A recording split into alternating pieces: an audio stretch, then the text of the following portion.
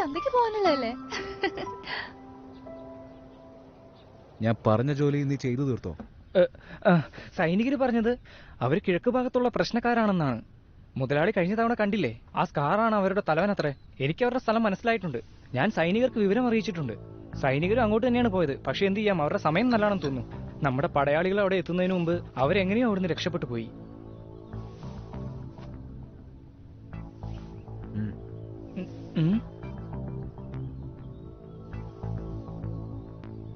ശരി, അങ്ങനെ തന്നെ ചെയ്യാം.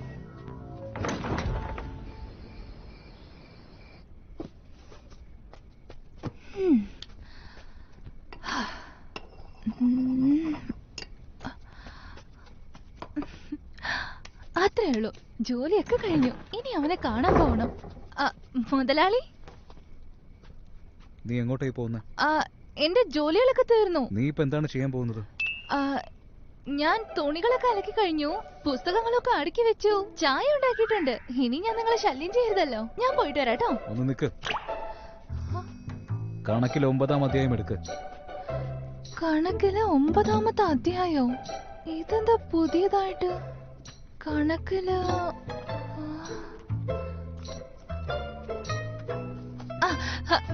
മുതലാളി, ഇതാ പിടിച്ചോളൂ. മഷി എടുക്ക്.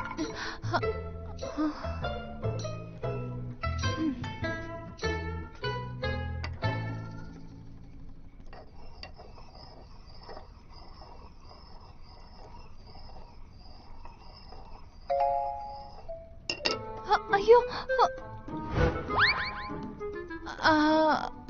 എനിക്ക് നല്ല വിശക്കുന്നുണ്ട്. എനിക്കിത് നിൽക്കാൻ പോലും പറ്റുന്നില്ല. ഞാൻ പെട്ടെന്ന് എന്തെങ്കിലും ഒന്ന് കഴിച്ചിട്ട് വരാട്ടോ. പെട്ടെന്ന് വന്നേക്കാം കേട്ടോ മുതലാളി. എനിക്കൊരു പ്രധാനപ്പെട്ട ജോലിയുണ്ട്, എന്നെ പോകാൻ സമ്മതിക്ക്. എനിക്ക് പെട്ടെന്ന് പോണ്ടതാ. നിനക്ക് നിന്റെ സഹോദരൻ ചെയ്യാൻ വേണ്ടി പണം ശേഖരിക്കണ്ടേ? അതൊക്കെ ശരിയാ, പക്ഷേ എന്റെ ദാസിയായിട്ടല്ലേ നീ ഇങ്ങോട്ട് വന്നത്. നിനക്ക് ഈ ജോലി ചെയ്യാൻ താല്പര്യമില്ലെങ്കിൽ വിട്ടേക്ക്. പിന്നീട് നിനക്ക് ഇത്ര സ്വാതന്ത്ര്യം ഒരിക്കലും കിട്ടില്ല. ആദ്യമൊക്കെ എന്നെ പായിപ്പിക്കാൻ നിൽക്കായിരുന്നു, ഇപ്പൊ എന്നെ പോവാൻ സമ്മതിക്കുന്നില്ല. ശരിക്കും ഒരു ഊന്തിന്റെ സ്വഭാവം അങ്ങേർക്ക്. ഇപ്പൊ നീ എന്താ പറഞ്ഞ? നിങ്ങൾ പറഞ്ഞത് വളരെ ശരിയാണ് മുതലാളി. ശരി, ഞാൻ ഇന്നെന്റെ ജോലി തീർത്തിട്ട് പെട്ടെന്ന് പോയേക്കാം.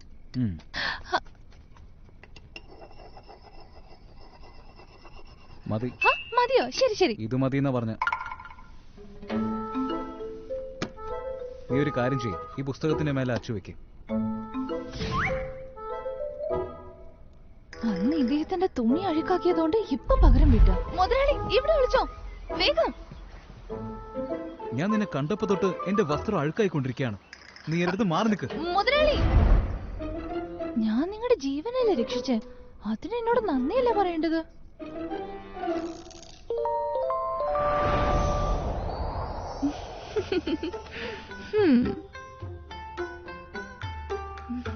സു, അങ്ങനെ എന്റെ ജീവൻ രക്ഷിച്ചതിന് ഒരുപാട് നന്ദി.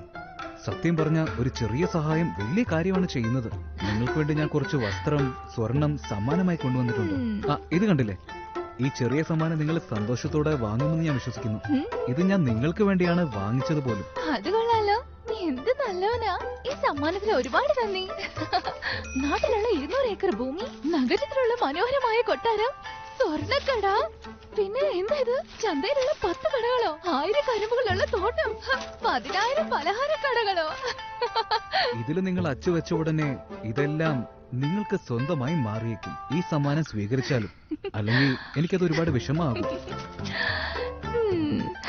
എന്നെ ഇത്രയും നിർബന്ധിക്കുന്നോണ്ട് ഞാൻ എടുത്തിരിക്കുന്നു.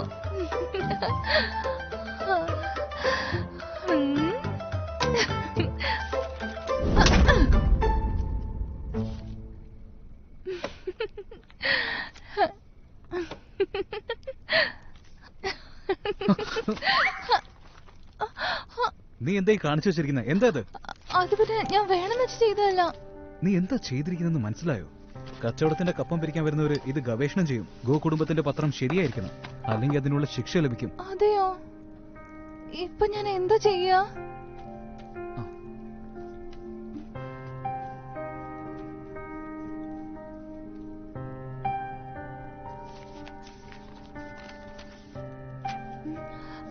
ഇതൊന്ന് നോക്ക്.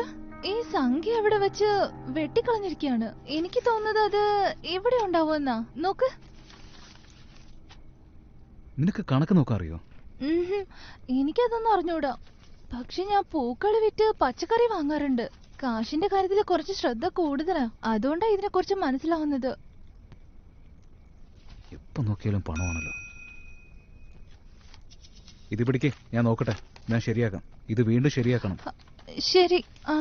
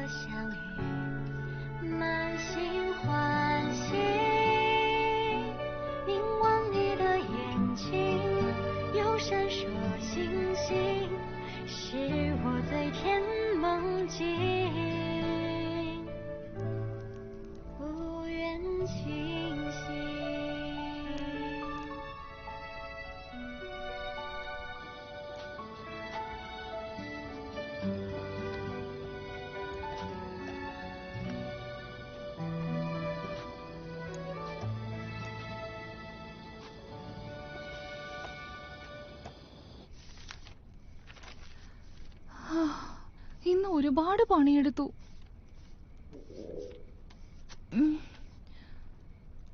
എന്താ നിർത്തിയ? എനിക്ക് നല്ലോണം വിശക്കുന്നുണ്ട്. നിങ്ങൾക്ക് വിശക്കാറൊന്നുമില്ലേ? ഞാൻ എന്റെ ജോലിയെല്ലാം തീർത്തിട്ടേ കഴിക്കാറുള്ളൂ.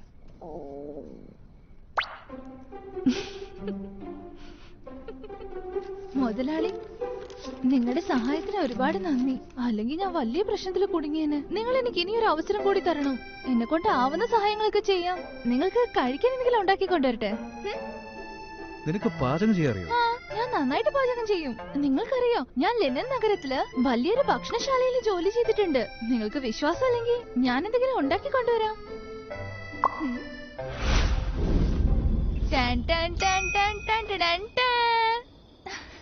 അത്രേ ഉള്ളൂ. കഴിച്ചോക്ക്. ഇതിലിപ്പോ കഴിക്കാൻ എന്തുണ്ടെന്ന് പറഞ്ഞപ്പോ കഴിക്കാൻ പറയുന്നു. ഇത് ആദ്യം എടുക്ക്. ഇത് കാണാൻ അത്ര നന്നായിരിക്കില്ല, പക്ഷെ നല്ല രുചിയുള്ളതാ. ഇതിന്റെ രുചിയെ ഇതിനകത്ത് മറഞ്ഞിരിക്കുകയാണ്.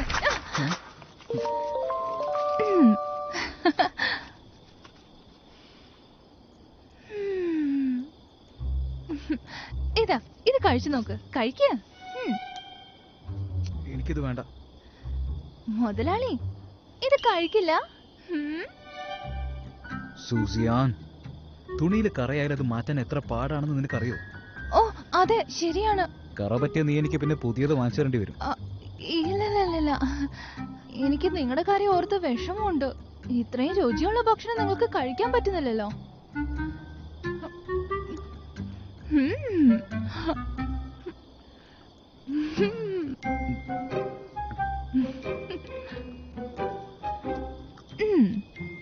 എണ്ണ കുറച്ച് കൂടുതലാ, പക്ഷെ രുചിയുടെ കാര്യത്തിന് ഒട്ടും കുറവില്ല.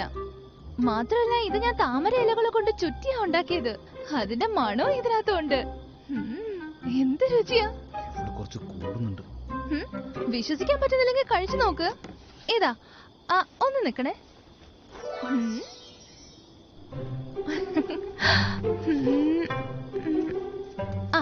ഇപ്പൊ കഴിച്ചു നോക്ക്. പിടിച്ചോളൂ.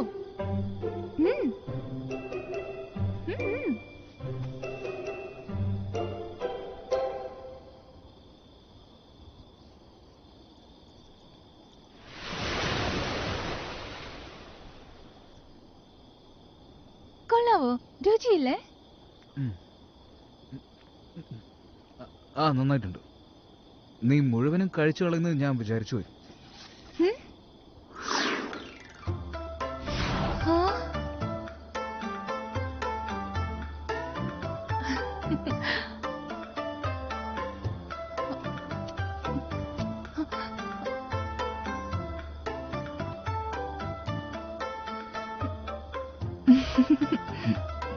നിനക്ക് വേണോ?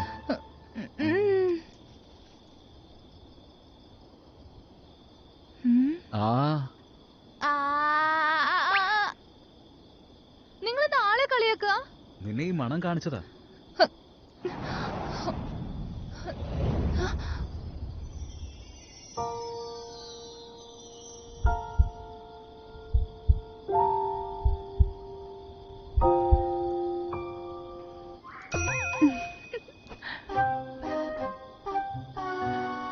ഞാനത് കടിച്ചല്ലോ, ഇനി അത് കഴിക്കാൻ പറ്റുമോ?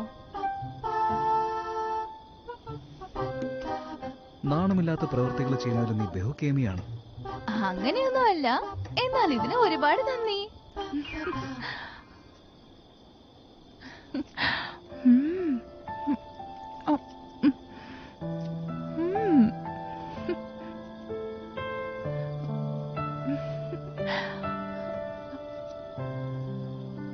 നല്ല രുചിയുണ്ടോ? ഉണ്ടല്ലോ, നല്ല രുചിയുണ്ട്. നീ എന്റെ കണക്ക് പുസ്തകം നശിപ്പിച്ചു കളഞ്ഞു. അത് ശരിയാക്കാൻ കുറച്ച് സമയമെടുക്കും. ഈ മാസത്തിലെ പാതി ശമ്പളം നിനക്ക് കിട്ടില്ല.